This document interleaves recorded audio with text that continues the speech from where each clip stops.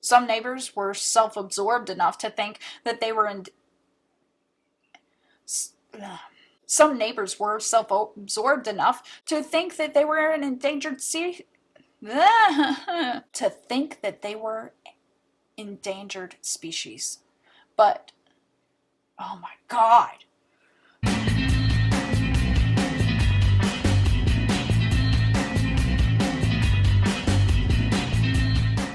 Hello dears, Natalie, Locke here with episode 89 of Write the Story, where I give you a prompt and 10 words out of this book and share with you how I create my outline and then how that outline becomes or not becomes the story that I end up writing. The way I normally do this is I take 5 minutes to outline and then I take about 20 minutes, sometimes more, to actually write the story. Kind of depends on how the words are flowing, but I do finish a flash fiction before I record this. Every single time. If you want to join me on writing flash fiction, I highly recommend, if it's your first time, not setting a time limit whatsoever. Let me go ahead and give you episode 89's prompt and 10 words. The prompt is getting away with murder. The words to include are Snow Queen, windmill, tunnel, childhood, in danger, cypress, wine, horseback, temperature, and imperial.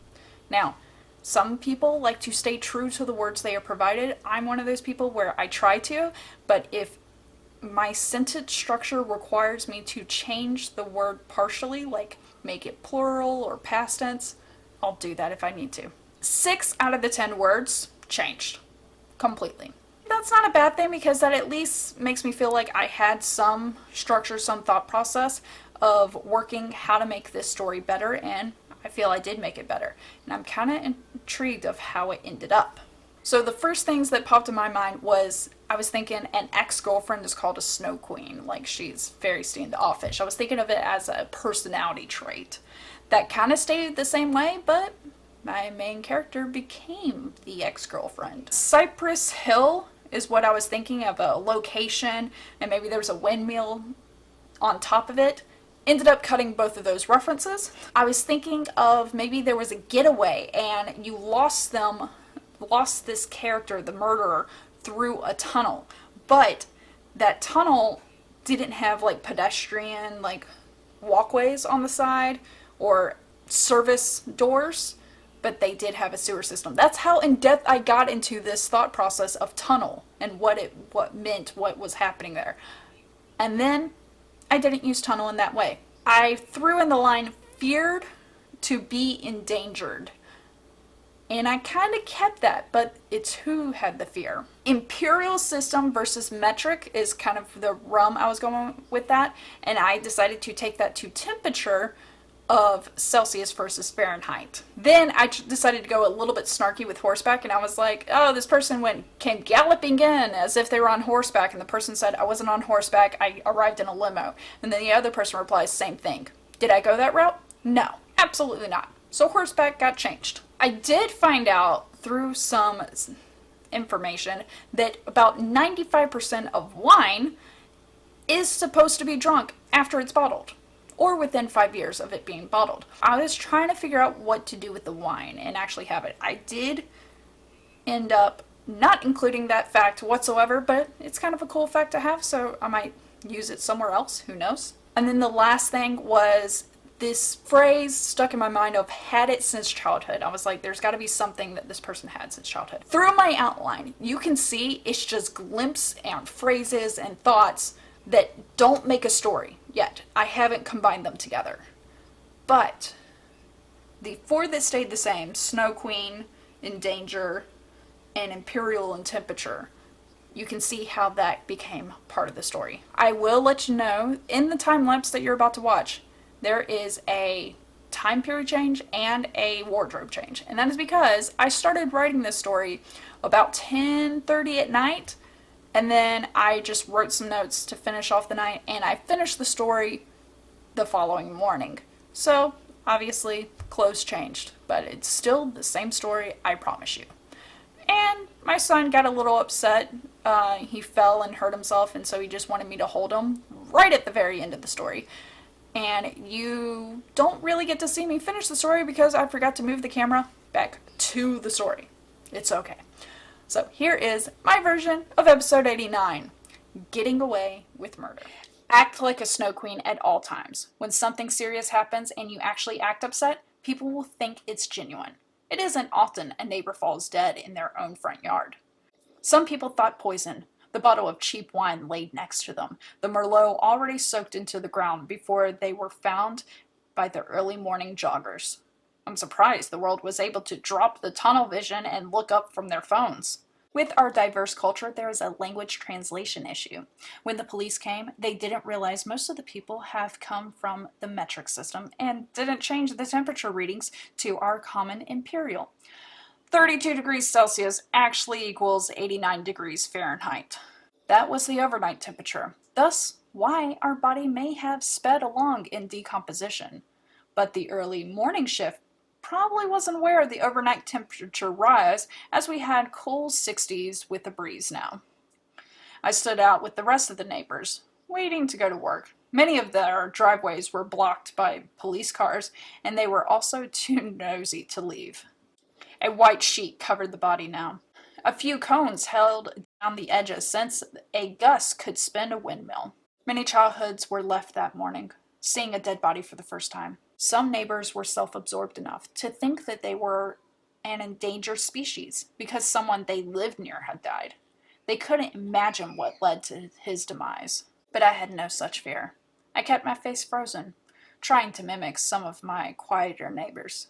They all had seen his parade of women, but they definitely missed one woman entering his life. They didn't know about her, because I made sure of it. Oh, he swept me off my feet, galloping in on horseback, but it really was just reaching over the fence to share an extra mimosa that he just couldn't drink all of. But then, after I showed him my limits of sexual exploits, he drifted away. That's when the parade of girls occurred, and from what I saw, they were more explorative than I.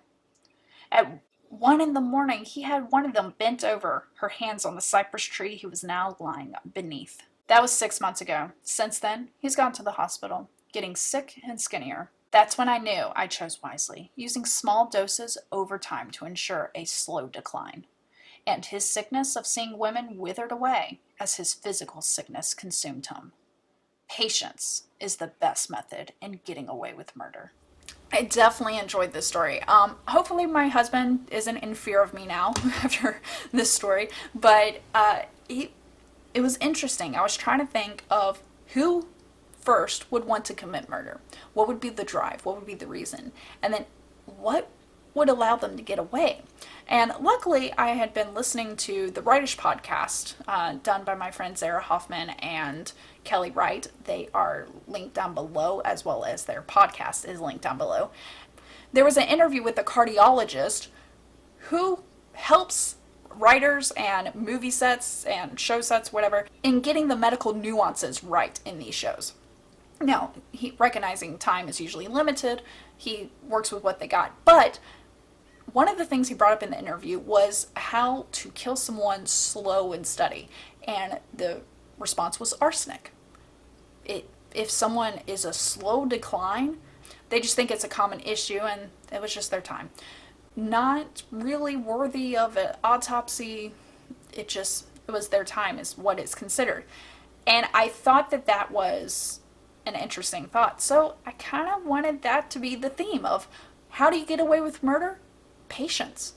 And I kind of like that. That makes it a little bit creepier. It kind of umps the creepy level of the just someone that is that patient to bring someone else down. 6 months.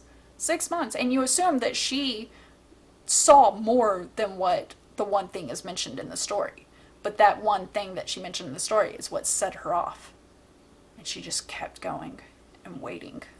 Now for my least favorite line. Honestly, this is hard for me because I'm pretty sure what the issue is with the story is my cadence. Just because as I was reading the story, there was multiple sentences that I just got jumbled up on. Now that's also me because reading, I don't do well reading out loud. But I think it's also my choice of words. So I think I could get better at how I say certain things. So I think that's what I need to work on. Now, my favorite line. Favorite line, if I had to pick just one sentence, is patience is the best method in getting away with murder. But the whole last two paragraphs, technically, is the culmination of what happened, and it kind of lets you know what this person went through. And the line is, "That's when I knew I chose wisely. Using small doses over time ensures a slow decline. And his sickness of seeing women withered away as his physical sickness consumed him." Then the last line of "Patience is the best method in getting away with murder." Those together, it just sets the tone of how methodical this main character was in killing another human being. So I'm proud of that. I'm even proud of the patience line, because I didn't even think of that until I was about halfway through the story. So for a pantsing flash fiction, not too shabby. Now, I did have to do research to find out the conversion rate between Celsius and Fahrenheit, but I'm okay with that. It's fine. That's an easy, accessible thing, conversion app on my phone. I'm happy with this story. I'm not going to start it. It's not an expansion, but it's definitely worthy of editing. Still have a lot of joy in this flash fiction series, and I hope it continues. I'm so close to reaching 100 flash fiction in this book. I have surpassed 100 flash fictions total, because I do write flash fictions outside the book series. But I'm excited to get to the halfway point in the book, and I'm so close. I hope you continue to find joy in whatever passion you have every single day, every week, every month, and every year.